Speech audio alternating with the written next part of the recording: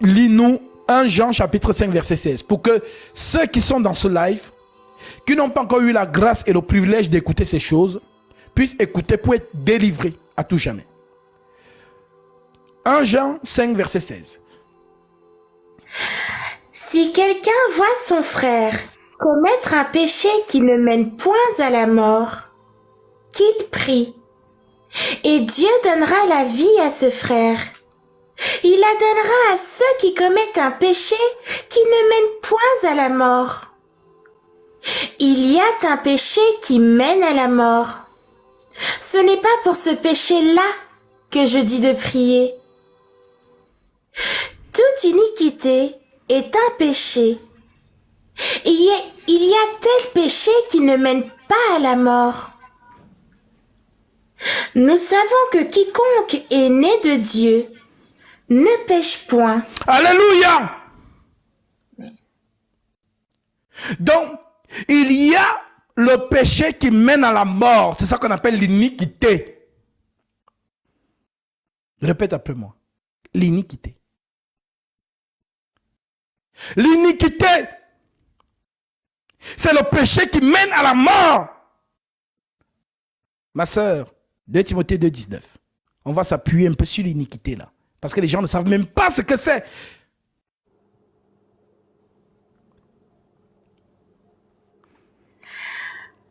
Néanmoins, le solide fondement de Dieu reste debout, avec ses paroles qui lui servent de sceau. Le Seigneur connaît ceux qui lui appartiennent, et quiconque prononce le nom du Seigneur, qu'il s'éloigne de l'iniquité. Amen. Néanmoins, le solide fondement de Dieu reste debout avec ses paroles qui lui servent. Avec ses paroles qui lui servent. Néanmoins, le solide fondement de Dieu reste debout avec ses paroles qui lui servent de sceau. Et quiconque, le Seigneur connaît ceux qui lui appartiennent. Le Seigneur connaît ceux qui lui appartiennent. Et quiconque prononce le nom du Seigneur, qu'il s'éloigne de l'iniquité. Ah, prononcer le nom du Seigneur, Jésus. Non, ce n'est pas ça. Le verset. Le verset. Néanmoins, le solide fondement de Dieu reste debout avec ses paroles qui lui servent de sceau. Donc le sceau de Dieu, c'est sa parole. Donc la parole, c'est quoi? Ce sont les dires de Dieu, les saintes écritures. C'est ça le nom de Dieu. Donc toute écriture que tu vas prononcer, reste fidèle. Ne va pas au-delà de l'écriture. N'enlève pas, n'ajoute pas. C'est ça le nom de Dieu. Il a dit lui-même, Luc 6, 46. Pourquoi m'appelez-vous Seigneur, Seigneur, et ne faites-vous pas ce que je dis?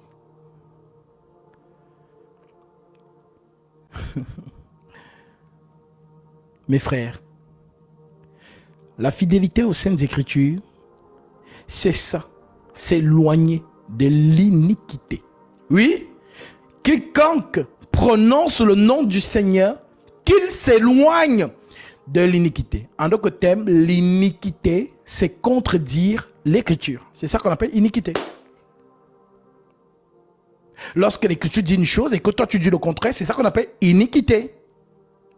Et c'est donc ça que nous voyons dans l'Éden. Dieu dit à l'homme, le jour où tu en mangeras, tu mourras. Satan dit à la femme, vous ne mourrez point. Donc le contraire de la parole de Dieu, c'est ça qu'on appelle iniquité. Tu comprends mieux? Si tu comprends réellement les choses ainsi, tu ne t'amuseras pas avec un seul verset. Mais si tu ne comprends rien de ce que je dis, tu vas...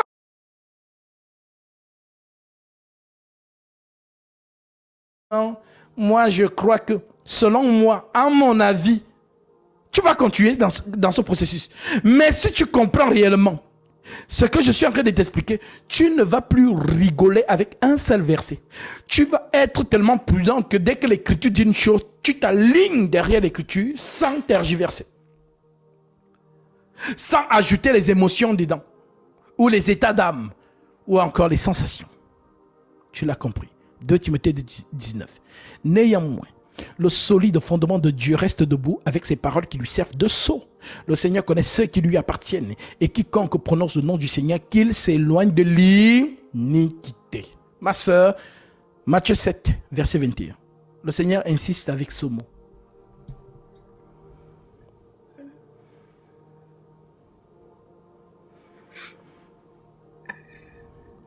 Donc, faites attention avec les discours mielleux de Marcelo Tounassi. Cet homme n'est pas de Dieu. Mais comme quand on vous dit la vérité, vous êtes devenus des avocats des hommes. Paul a dénoncé les noms en citant les noms des faux. Je le fais aussi. Maintenant, si vous voulez prendre ça, oh non, comme certains disent, oh non, toi prêche, ne dis rien de lui. Nous disons, on appelle loulou. Oui, on n'appelle pas un loup un chat. Donc lorsqu'il y a un loup quelque part, déguisé en brebis, on tonne pour que les brebis puissent s'enfuir. Ces hommes-là ne sont pas des hommes de Dieu. Ce sont des organisations mondaines. Tout ce collège-là, Marcelo Tounassi, Ivan Castano, Mohamed Sanogo, Karambiri, Wilfried Zahui, Joël Tatou, toutes ces personnes-là ne sont pas de Dieu. Je le répète encore, ils ne sont pas de Dieu. Déteste-moi si tu veux, mais un jour, tu te souviendras de ce visage. Ne t'inquiète pas. Oui? Ceux qui me disent... Pardon.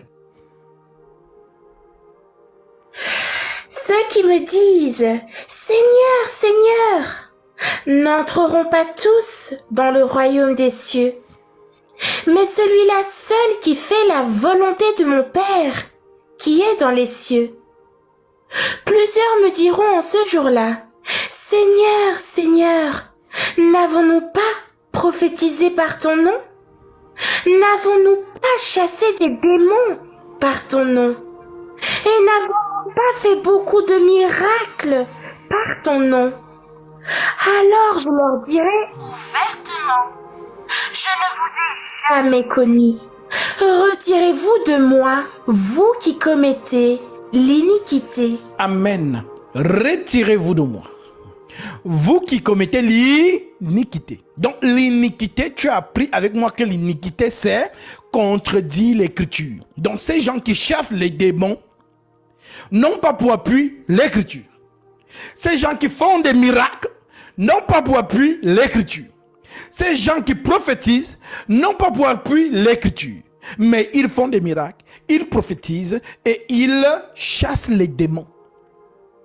Maintenant, aujourd'hui, l'homme, c'est ce qu'il regarde. Il s'en fout de l'écriture.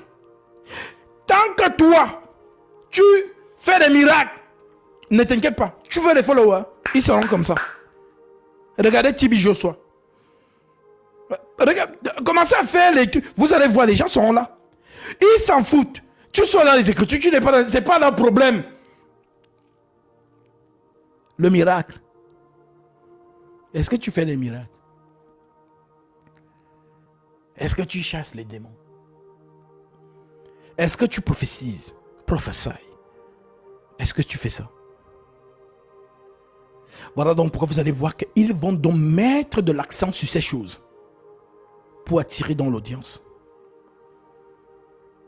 Mes amis, il y a une prophétie. Lorsque le Fils de l'homme reviendra sur la terre, trouvera-t-il la foi?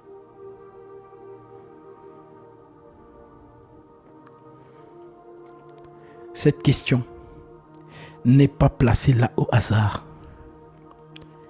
Le Seigneur viendra trouver un petit nombre qui ont gardé la foi, la vraie foi.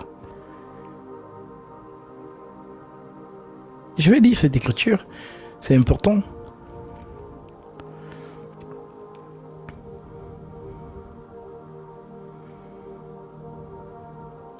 Nous sommes dans Luc 18, verset 8. L'Écriture déclare, c'est le Seigneur qui parle. Je vous le dis, ils leur feront promptement justice. Mais quand le Fils de l'homme viendra, trouvera-t-il la foi sur la terre?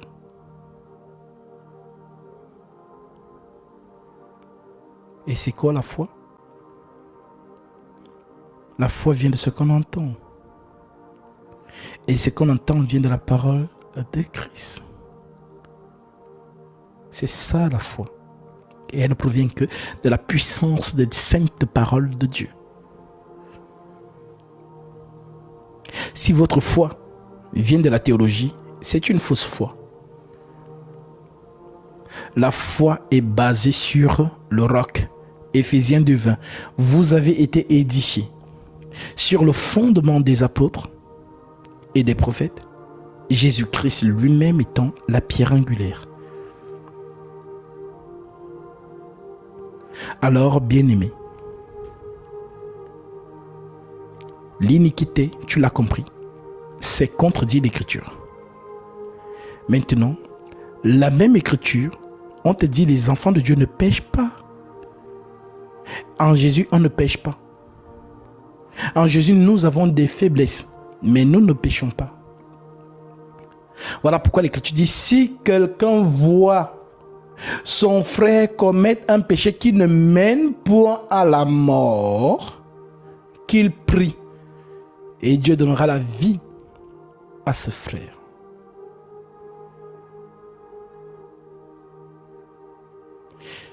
Oui. Priez les uns pour les autres. Nous sommes aussi des intercesseurs. Car Jésus a intercédé pour Pierre. Simon, Simon, Satan vous a réclamé pour vous tribler comme le froment. Mais moi, j'ai prié pour toi, afin que ta foi ne défaille point. Et quand tu seras converti, affermis aussi la foi de tes frères. Voilà donc pourquoi, si vous ne comprenez pas ça, lorsque l'ennemi donc te voit, toi, Karine, toi, Vanessa, toi, Wilfried, dans l'impudicité ou dans quelque chose qui est d'ordre de la faiblesse de la chair, Satan viendra dans ta conscience. Ah, Karine, tu dis que tu es fille de Jésus-Christ? Alors je vais te citer les Écritures. Article 1 Jean chapitre 3 verset 8. Ce sont les fils du diable qui pêchent. Les fils de Dieu ne pêchent pas. Alors Karine, regarde ce que tu viens de faire. Est-ce un péché ou ce n'est pas un péché? Oui, c'est un péché. Alors, tu n'es pas de Dieu. Car il est écrit que les fils de Dieu ne pêchent pas. Alors Karine, si elle est mal enseignée, elle retourne dans le monde et elle donne raison à Satan. Et c'est ce qu'il fait depuis des générations. Voilà comment il perd les âmes. Parce que les âmes n'ont pas la connaissance.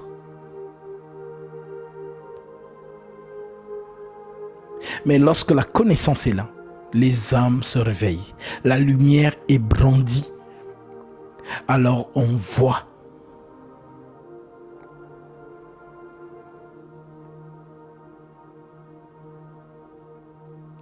Donc soyez fortifiés. Et sachez-le, vous tous qui avez réellement cru au vrai Jésus par l'évangile que je prêche en cette génération, vous qui avez reçu le baptême conformément à la sainte doctrine,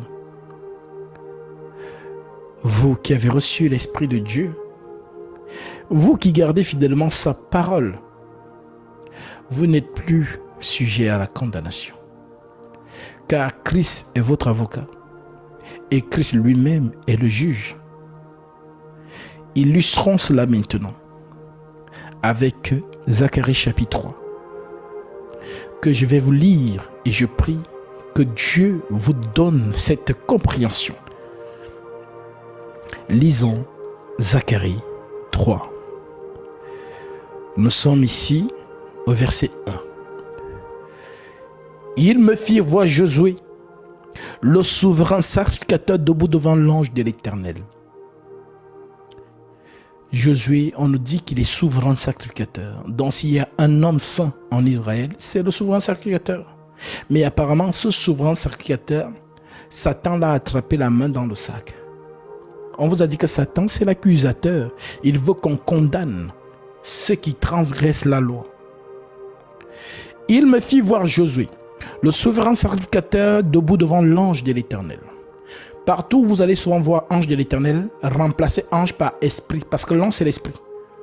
Donc, ange de l'Éternel, en fait, c'est l'esprit de Dieu. Esprit de Dieu. Ange de l'Éternel. Et Satan qui se tenait à sa droite pour l'accuser. Donc, Satan est là pour accuser qui? Josué, le souverain sacrificateur. Il a fait quoi? L'Éternel dit à Satan, que l'Éternel te réprime, Satan. Que l'Éternel te réprime. Lui qui a choisi Jérusalem, n'est-ce pas là en tisson arraché du feu? Or, Josué était couvert de vêtements sales. En d'autres termes, Josué était dans le péché. Oui, Josué était dans le péché. Il était couvert de vêtements sales. C'est ça l'expression spirituelle. Le vêtement sale, c'est le péché. Et la robe blanche, c'est la lumière. Apocalypse chapitre 3, verset 18. Achète de moi de l'or éprouvé par le feu, pour que tu deviennes riche, et des vêtements blancs, afin que tu sois vêtu, et que la honte de ta nudité ne paraisse point. Le vêtement blanc, c'est la justification, c'est Jésus-Christ. Et le vêtement sale, c'est le péché. Maintenant, l'Écriture nous dit, or, Josué était couvert de vêtements sales, et il se tenait debout devant l'ange de l'Éternel. L'ange, prenant la parole, dit à ceux qui étaient devant lui, ôtez-lui les vêtements sales. Et il dit à Josué, vois, je t'enlève ton iniquité et je te revêts d'habits de fête. Alléluia. Alors je vous pose cette question. Quel est cet ange qui pardonne les péchés et qui vous donne le vêtement de fête? C'est qui? C'est Jésus-Christ. Il est le juge. Il est aussi l'avocat. Alors Satan ne comprend pas. Mais attends, je l'ai trouvé dans le péché. Mais comment ça? Tu le revêts de vêtements blancs. Tout simplement. Parce que lorsque le Seigneur justifie une personne, personne ne peut vous condamner. Voilà pourquoi le même Paul qui comprend ça vous écrit dans Romains chapitre 8, Romains 8, au verset 28, Paul vous dit, nous savons du reste que toute chose concourt au bien de ceux qui aiment Dieu. Oui. De ceux qui sont appelés selon son dessein. Oui. Car ceux qu'il a connus d'avance, il les a aussi prédestinés à être semblables à l'image de son Fils, afin que son Fils fût le premier-né d'entre plusieurs frères. Plusieurs Christ. Et ceux qu'il a prédestinés, il les a aussi appelés. Et ceux qu'il a appelés, il les a aussi justifiés. Et ceux qu'il a justifiés, il les a aussi glorifiés. Que dirons-nous donc à l'égard de ces choses? Si Dieu est pour nous, qui sera contre nous? Lui qui n'a point épargné son propre Fils, mais qui l'a livré pour nous tous, comment ne nous donnera-t-il pas toutes choses avec lui? Qui accusera les élus de Dieu? Qui les accusera? Qui les mènera en procès? Qui accusera les élus de Dieu? C'est Dieu qui justifie. Écoutez bien, qui accusera les élus de Dieu? C'est Dieu qui justifie. La justification. Qui les condamnera? Christ est mort. Bien plus, Il est ressuscité. Et il intercède pour nous.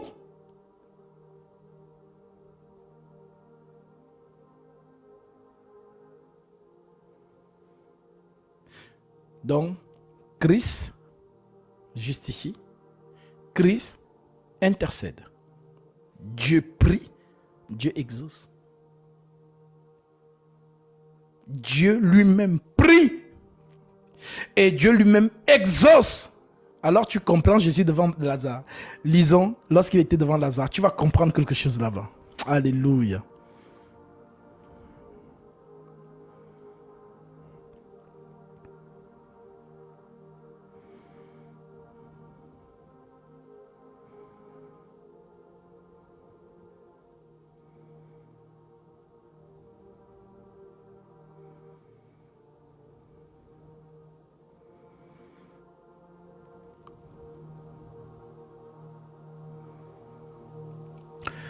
Nous sommes dans Jean 11, 43. Nous allons prendre la partie verset 39 pour la meilleure compréhension.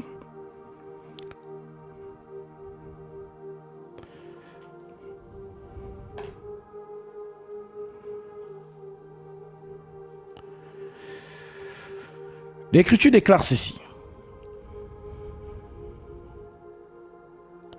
Je prends la partie verset 32. Lorsque Marie fut arrivée là où était Jésus, et qu'elle le vit, elle tomba à ses pieds et lui dit, Seigneur, si tu eusses été ici, mon frère ne serait pas mort. Jésus, la voyant, pleurait. Elle et les Juifs qui étaient venus avec elle frémit en son esprit et fut tout ému. Et il dit, où l'avez-vous mis? Seigneur lui répondit, viens et vois. Jésus pleura. Sur quoi les Juifs dirent, voyez comment il l'aimait. Et quelques-uns d'entre eux dirent, lui qui a ouvert les yeux des aveugles, ne pouvait-il pas faire aussi à cet homme, ne pourrait-il pas faire aussi que cet homme ne mourût point? Jésus, frémissant de nouveau en lui-même, se rendit au sépulcre.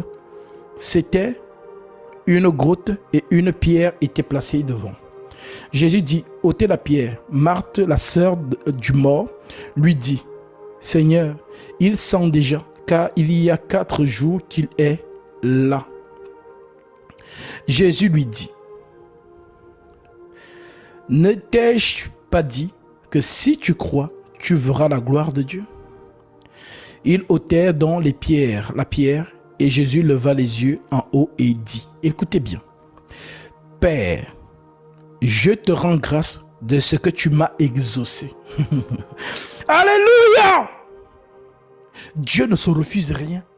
Voilà pourquoi Paul vous dit, ma sœur, lis-nous ça, Romains 8, 26. C'est Dieu lui-même qui prie. C'est Dieu lui-même qui exauce. Donc Jésus prie, Jésus exauce. Il commence en disant, Père, je te rends grâce de ce que tu m'as exaucé. Alléluia. J'ai parlé à cause de la foule. Pour moi, je savais que tu m'exauces toujours, mais j'ai parlé à cause de la foule qui m'entoure, afin qu'ils croient que c'est toi qui m'as envoyé. Ayant dit cela, il cria d'une voix forte, Lazare, sors!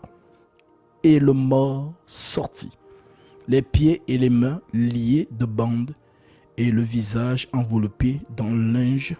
Jésus leur dit, déliez-le et laissez-le aller. Vous savez, le Seigneur est merveilleux.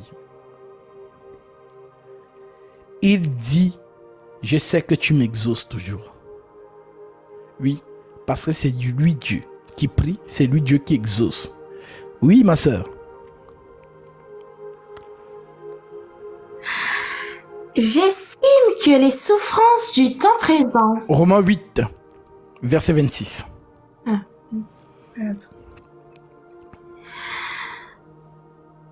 De même aussi, l'Esprit nous aide dans notre faiblesse, car nous ne savons pas ce qu'il nous convient de demander dans nos prières.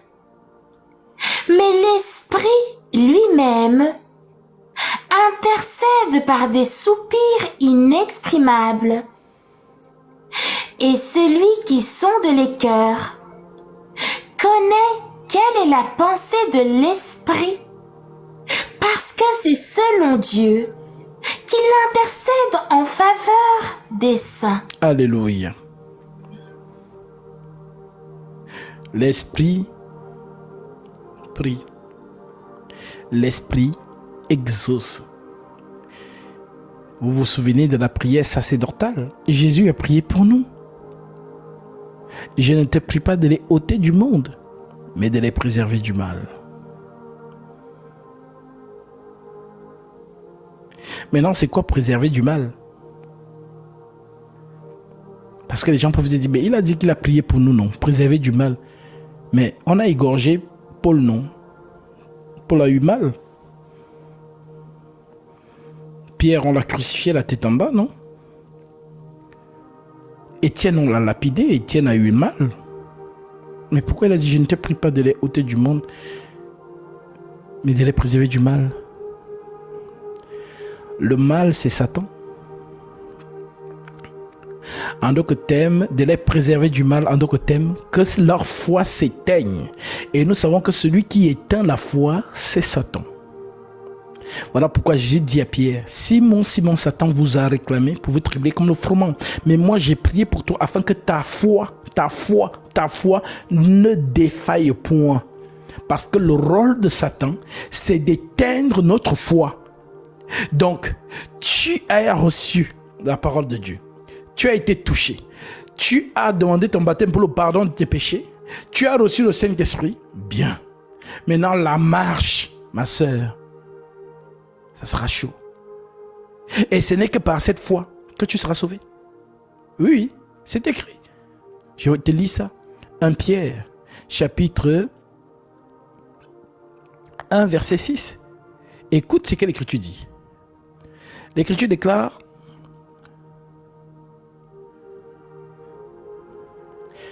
c'est là ce qui fait votre joie. Quoique maintenant, puisqu'il le faut, vous soyez attristés pour un peu de temps, par diverses épreuves, afin que l'épreuve de votre foi, plus précieuse que l'or périssable, qui cependant est éprouvé par le feu, ait pour résultat la louange, la gloire et l'honneur lorsque Jésus-Christ paraîtra. Lui que vous aimez sans l'avoir vu, en qui vous croyez sans le voir encore, vous réjouissant d'une joie ineffable et glorieuse, parce que vous obtiendrez le salut de vos âmes pour prix de votre foi. Vous obtiendrez le salut de vos âmes pour prix de votre foi. Alors l'ennemi ne va pas vous laisser tranquille. L'ennemi va multiplier tout ce qui est son possible pour que vous abandonniez la foi. Oui, beaucoup doivent manifester ce qu'on appelle l'apostasie. Beaucoup doivent renoncer au Christ.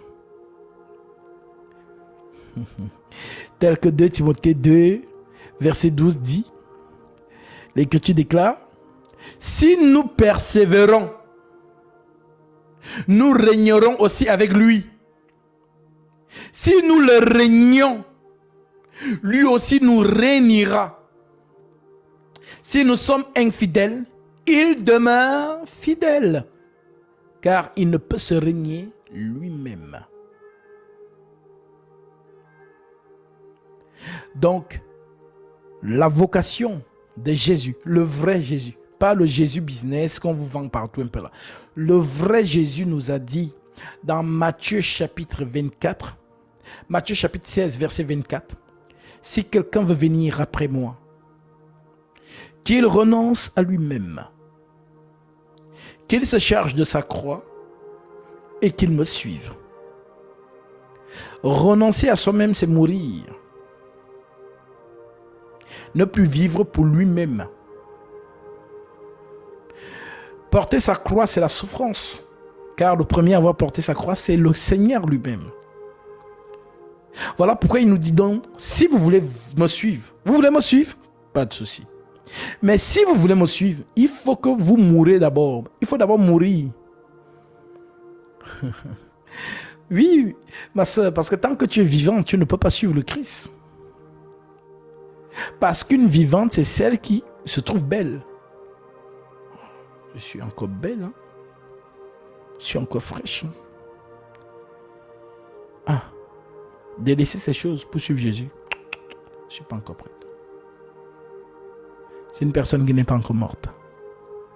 En elle-même ou en lui-même. Charger sa croix, c'est la souffrance. Tu n'as jamais vu que en une fraction de seconde, tu vis comme un peu comme Job. Rien ne fonctionne. L'enfant est malade. Oh,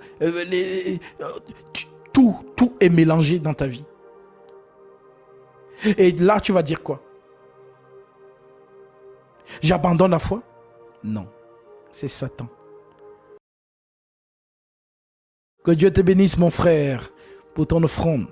Tu as certainement été touché par la parole et le Seigneur met dans ton cœur de faire cette offrande pour prendre ta bénédiction. Alors, conformément à sa parole, Galates 6 à 7, que celui à qui l'on enseigne la parole fasse part de tous ses biens, celui qui l'enseigne. Ne vous y trompez pas, on ne se moque pas de Dieu, ce qu'on homme aura semé, il le moissonnera aussi. Corrélé à Matthieu 10, l'ouvrier mérite sa nourriture. En entrant dans la maison, saluez-la. Si la maison se jure digne, que votre Père vienne sur elle. Et si la maison ne se jure pas digne, que votre Père retourne avec vous. Tu en es digne, car ce que tu as donné, je vais manger. Comme les 3 hommes ont mangé chez Abraham et la bénédiction est entrée dans sa demeure. Alors que par cette offrande, le Seigneur t'accorde ce que ton cœur désire. Lui qui connaît tes prières et tes doléances et qui déverse en toi ses dons spirituels. Au nom de Jésus-Christ, mon frère, sois abondamment béni. Donc oui, vous allez suivre, vous allez vivre des difficultés. Il faut que vous sachiez que c'est le parcours de votre foi. C'est une vocation. Donc, ce n'est pas quand le vent va commencer à souffler dans ta vie, n'abandonne pas. Car c'est l'ennemi qui fait tout pour que tu abandonnes. Parce qu'il a fait la même chose avec Job. Il attendait qu'une seule chose de Job, que Job renonce, qu'il renie Dieu. Mais Job n'a pas renié Dieu. Même lorsqu'il enlève toutes les richesses à Dieu, à Job, qu'est-ce que Job dit? Dieu a donné. Dieu a repris. Que toute la gloire revienne à l'Éternel. La deuxième tentation. Satan entre dans la femme de Job et dit: tu restes ferme dans ton intégrité, maudis Dieu et meurs. Qu'est-ce que Job répond? Tu parles comme une femme insensée. Nous recevons le bien. Pourquoi ne recevrions-nous pas aussi le mal? En toutes ces choses, Job ne pécha point contre Dieu. Donc, pour dire que dans cette vocation, l'ennemi fera tout pour que vous puissiez renoncer. Alors, tenez ferme, tenez bon. Le bon enseignement vous délivre de tous les pièges de Satan. Soyez fortifiés et dites-vous que oui, j'ai compris. La vocation de Christ n'est pas une vocation de tapis rouge. Ce n'est pas un tapis rouge. C'est un chemin difficile. Et il est le premier à l'avoir inauguré. Alors, soyons fortifiés. Le jour où tu peux boire le champagne, bois avec joie. Le jour où ça sera l'eau, bois aussi avec joie. Car qu'il pleuve ou qu'il neige, notre état d'esprit concernant notre Dieu est toujours le même. Parce que nous ne sommes plus que vainqueurs dans toutes ces choses. C'est même encore ce qui consolide ta foi. Parce que tu as résisté au moment où la sécheresse financière est arrivée dans ta vie. Tu as résisté. Et tu es toujours resté accroché au Seigneur. Parce qu'il y a ceux, lorsque les tribulations viennent comme ça, ils abandonnent. Ils abandonnent. Alors toi, reste fortifié. Que le Seigneur vous bénisse. Et j'espère que vous avez compris que l'Écriture est votre seul baromètre. Que le péché, c'est pour ceux qui ne sont pas dans l'arche de Noé, ceux qui sont à l'extérieur. Mais pour ceux qui sont dans l'arche, vous n'êtes plus sujet au péché. Il y a le péché qui mène à la mort, il y a le péché qui ne mène point à la mort. Et c'est le péché qui mène à la mort qui fait mourir l'âme. Parce que Jésus le dit lui-même, Jean chapitre 8, verset 24. C'est pourquoi je vous ai dit que vous mourrez dans vos péchés si vous ne croyez pas ce que je suis. Donc croire ce qu'est Jésus, c'est recevoir la vie. Mais croire qu'il est quoi? Le seul Dieu tout-puissant manifesté en chair pour le salut de quiconque croit. Alors que sa paix demeure sur vous. Maintenant, je vais prendre des questions sur ce que nous venons d'écouter. Si vous avez des addendums concernant encore tout ce que j'ai dit, parce que voilà pourquoi je vous exige souvent de me suivre à la lumière des Saintes Écritures avec vos Bibles avec vous et avec un bloc-notes et un stylo pour noter les choses que vous n'allez pas peut-être percuter facilement. Donc, je vous donne donc un moment pour poser vos questions. Et j'annonce aussi que nous serons mi-avril du côté de Dakar pour voilà, annoncer la parole de Dieu de ce côté-là. Donc, si vous êtes du côté du Sénégal ou dans les pays aux alentours et que vous voulez venir écouter la Sainte Doctrine, et nous allons aussi baptiser, rendez-vous mi-avril. Nous allons vous donner, voilà, lorsque tout sera déterminé, nous sortirons les affiches ou le prospectus pour pouvoir mieux répandre cela. Donc nous serons à Dakar. Maintenant, je suis de retour sur Paris, je suis arrivé hier. Donc ceux qui voudraient recevoir leur baptême conformément à la Sainte Doctrine, n'hésitez pas à nous écrire. Nous vous enverrons l'adresse pour que vous veniez prendre votre baptême. La nuit est avancée. Le Seigneur peut arriver à tout moment et prendre son église. Alors, je ne sais pas comment tu dors si tu n'es pas encore entré dans les eaux du baptême pour le pardon de tes péchés. Je ne sais pas comment. Tu peux être à l'aise. Cela veut tout simplement dire que tu n'as pas encore cru. Maintenant, pour ceux qui sont au loin, si vous avez les moyens de nous déplacer pour que je vienne jusqu'à vous pour vous donner le baptême, comme je l'ai fait pour beaucoup, je suis disponible. Que Dieu te bénisse, mon frère, pour ton offrande. Tu as certainement été touché par la parole. Le Seigneur met dans ton cœur de faire cette offrande pour prendre ta bénédiction. Alors, vu que tu as mis la confiance en ces Écritures, que ces Écritures te redonnent, car l'Écriture dit, ces paroles que je vous ai dites sont esprit et vie. Alors, Galates 6 à 7, que celui à qui l'on enseigne la parole fasse part de tous ses biens, celui qui l'enseigne. Ne vous y trompez pas, on ne se moque pas de Dieu. Ce qu'on homme aura semé, il le moissonnera aussi. Corrélé à Matthieu 10, le Seigneur déclare, l'ouvrier mérite sa nourriture. En entrant dans la maison, saluez-la. Si la maison se juge digne, que votre Père vienne sur elle. Et si la maison ne se juge pas digne, que votre Père retourne avec vous. Tu en es digne, car ce que tu as donné, je vais manger. Comme les 3 hommes ont mangé chez Abraham, et la bénédiction est entrée dans sa demeure. Alors que par cette offrande, le Seigneur t'accorde ce que ton cœur désire, lui qui connaît tes prières et tes doléances, et qui déverse sur toi ses dons spirituels. Au nom de Jésus-Christ, mon frère, sois abondamment béni. Shalom.